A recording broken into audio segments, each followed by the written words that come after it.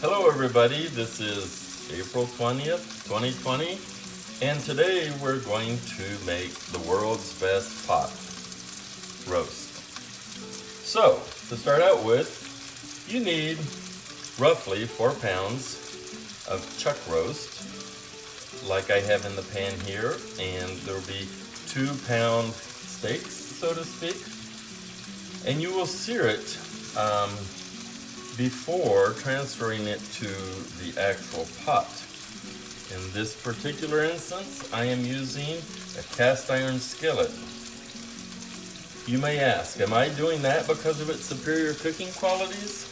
No, it's that I had cooked some ribeye in there and I'm getting some of the good, tasty goodness out of the bottom of the pan. So you'll brown both sides, we're doing here, and while waiting you can start preparing the main pot. To do that, we'll first start with salt, and that's for the browning of the meat.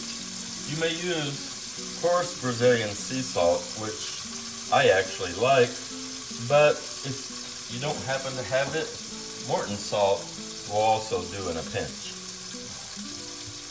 We'll also get some minced garlic, and how much, you might ask? Well, my answer is enough. Don't be shy.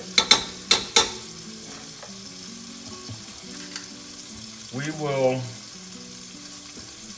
make sure that that browns nicely.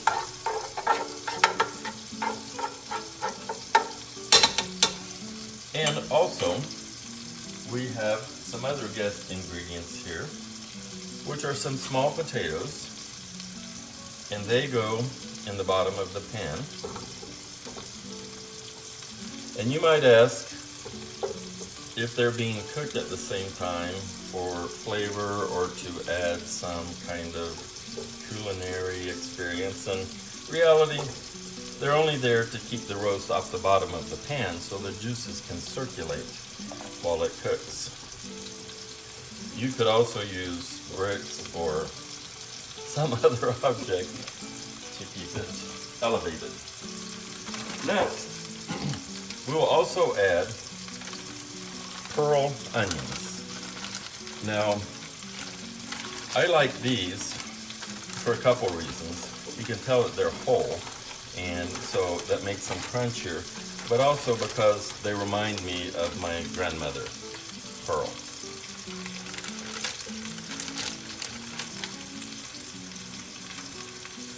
Another ingredient that cannot be overlooked are pineapple chunks. And you may say, this doesn't sound like any pot roast I've had, and you'll be right. This is, after all, the world's best pot roast.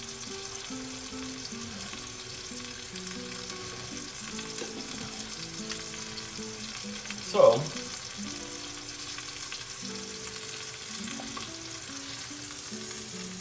with the meat having been browned, we'll transfer it to the main pot, not forgetting to also brown the twin brother.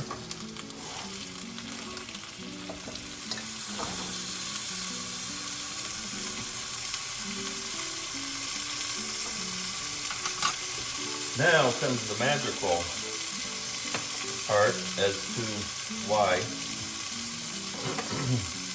the pot roast tastes so good. You will season it first with Italian seasoning.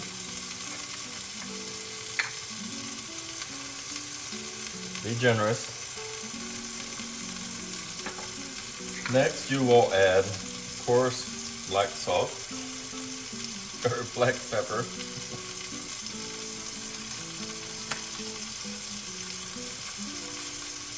and the super secret ingredient, Caribbean jerk seasoning. Now, if you happen not to have the manly size container, I understand.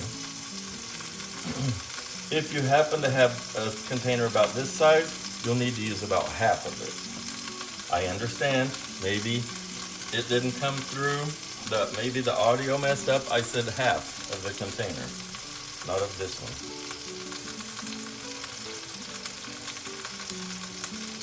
And you flip it over and do the same thing again.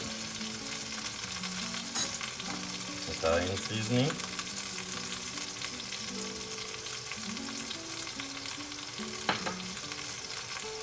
Black pepper.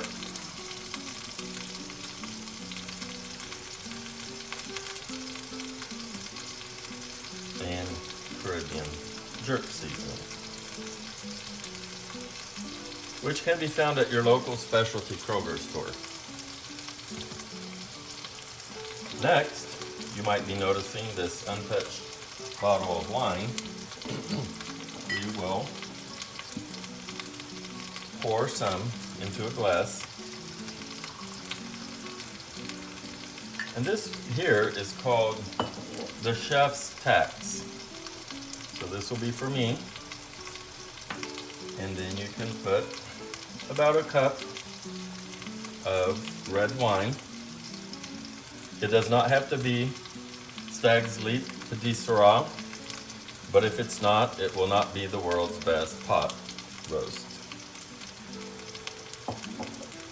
Once you have all of the roast in the pan, you will cover it and let it simmer for 3 to 4 hours. So you do not want to start making this recipe if you don't have plenty of time. And no, I'm not referring to this. Well, let's check on this and see what we have here. Ah, can you smell that aroma?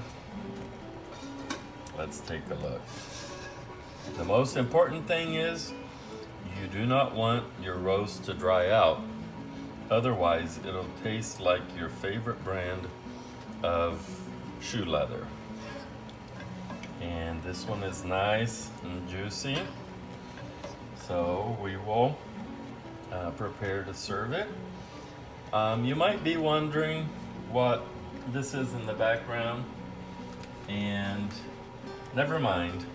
It is certainly not for this recipe. And I do want to dedicate this dish to my buddy David Elia, since this was a special request.